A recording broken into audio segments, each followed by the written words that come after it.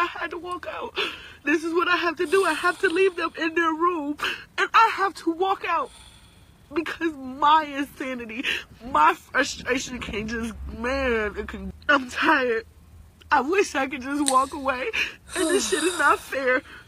Explain to me, how is it that men get to walk away? It's obligated. Like, we have no choice. Like, how is that? I didn't make these kids by myself. When you incarcerated and you sitting here in jail for 7-8 months, I'm taking care of these kids by myself. These who got ear infections and pink eye and upper respiratory infection. Like, this shit is hard. When all of them are crying and I'm doing my best to my ability and they still just won't stop crying. They still just not satisfied. Like, ooh. You know what? I'm going to hurt one of them, and I don't want to hurt one of them. If I knew what I knew now, I would do a whole lot better. You know,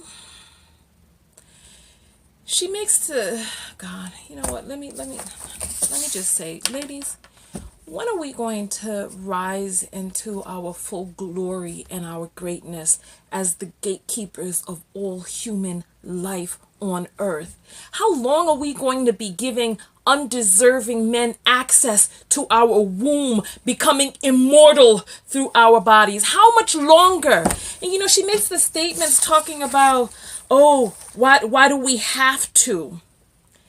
You know, in studying evolutionary psychology, part of the reason that so many men leave is because they can. Because they know that you're going to pick up the slack. Because they know that you're going to take care of the children without them, that their offspring, that all they have to do is drop their seed, and that you are going to do the rest, so that they become immortal through your womb, and then you take care of their offspring. Their family tree continues on through you. And so why do they do it? Because they can, because they know that you're going to be the full-time parent, guardian, caretaker, and babysitter to their offspring and the fruit of their loins, sorry. Because they know that you're going to do it. Trust and believe, there are single fathers out there. When you ask the single fathers, how did they become single fathers? They're single fathers because for example, I knew a guy who was a single father. And he was a single father because he impregnated a stripper, and she dropped that baby off and left, and he knew that his child would die. He knew that his child would be taken into protective services. He knew that his child would go into the system, into foster care, if he did not step up. So of course, listen, men are in a particularly vulnerable situation because they would like to procreate. In all other societies, oh God, you know what? I think that there's a situation that exists that's unique to African Americans because we don't have elders who are guiding the way.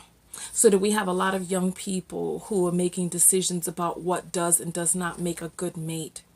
And we got men who are trying to buck the system, who are like, oh, you're a gold digger if you expect me to be able to take care of offspring, to take care of children. When you look at the societies where the elders guide who their daughter is going to marry or who their son is going to marry, they already know it's a given that the son must be able to come with resources to be able to take care of the child. We have... It's just sometimes this is too much for me. Sometimes this is too much. We have evolved as women to be able to pick the best male for our one egg.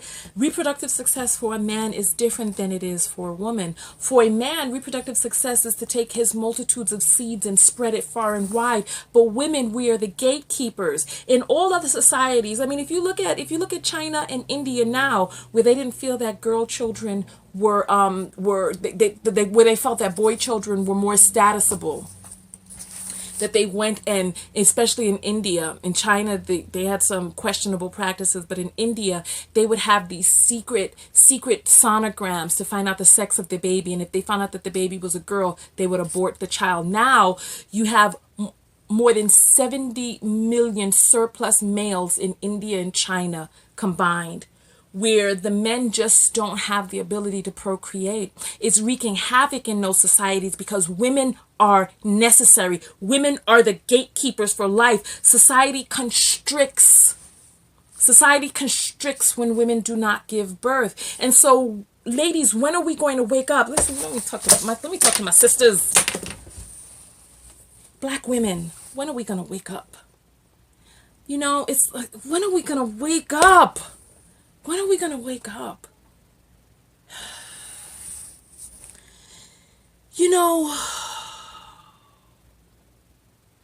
we've been fractionated from our natural instincts as beings to be able to pick the best mate. We got too many young people out there talking and saying what it is that should make a good mate.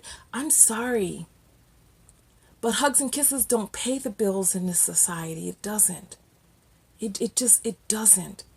You got to be able to find a man who is able to invest in the offspring. So now we got this woman who is here doing it all alone. And then if you listen to the rest of the video, she mentions that she has a child who is 1, 2, 3, and 6. And she's crying because she's doing this all alone. And listen, it's frustrating, I know. And I know from helping my sister raise my niece that it's a miracle that many children make it out of infancy because they can be very annoying. They cry, they're irrational, they're demanding. I mean, don't believe all these Instagram pictures of perfect little fat chubby babies. These things are little terrors. And when you got them all on your own, and it's like, when I say that we've been fractionated from our natural instincts, we got this woman, four children and no man. How many times do you continue to make that same mistake? And let's say she did have a man, because it sounded as if he may have been sent off to prison or whatnot. Maybe she had a man and they all have the same father. All of the children have the same father, even though I highly doubt that. She was in a situation with a man who did not... One, was engaging in high-risk behavior in the first place that probably got him sent off to prison. That's one. 2, didn't have a plan in place for when the income stream was no longer there. So it's like we make these bad gambles. You know what? I don't feel like making this video anymore. I'm tired of talking about this. I want to hear from you. I want to know your thoughts on this. Because it's like she's sitting here, she's crying, she's frustrated. And then she says that she doesn't want to leave her children with anybody else because... And then so that's the ticket right there. That's the ticket.